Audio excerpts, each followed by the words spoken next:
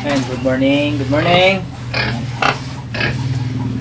Ayan guys, good morning sa inyo. At to update ko lang kayo sa dito sa limang baboy ko ano nang balita sa kanila. Actually guys, ayan, naka sila.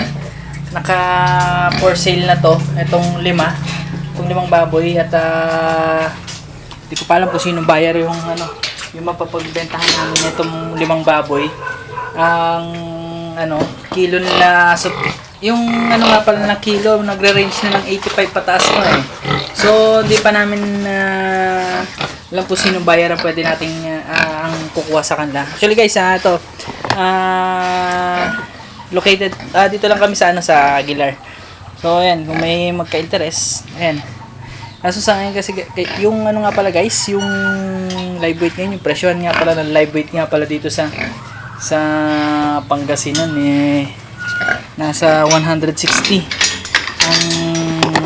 ang per kilo.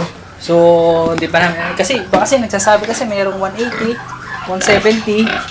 Ayan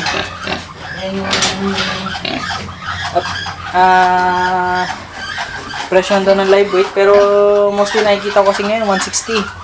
So ayan guys, mistisong matakaw. Ayan. So ayun guys, ito lang yung update natin ngayon sa sa limang baboy natin.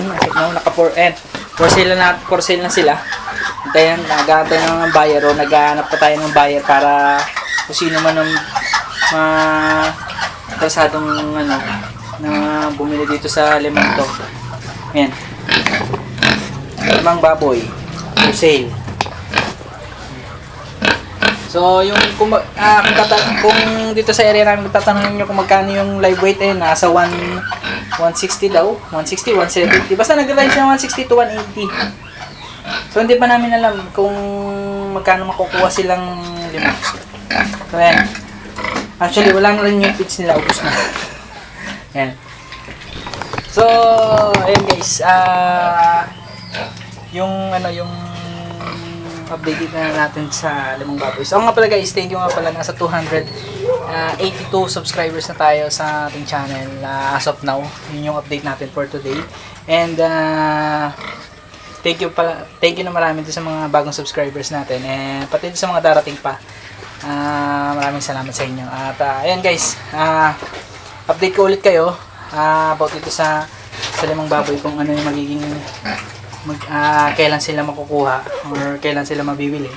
And then kukumpitin natin lahat-lahat ng gastos, pati na rin yung i-segregate natin yung expenses natin sila sa feeds, yung gamot na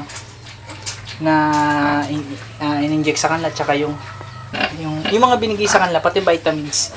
Tapos yung yung gastos natin sa kuryente, yung tubig, wala naman tayong sa tubig kasi gamit na natin yung poso. So, yun lang guys. See you on my next vlog. Guys, and please like, comment, share, and subscribe. So, see you on my next vlog. Bye-bye and God bless you.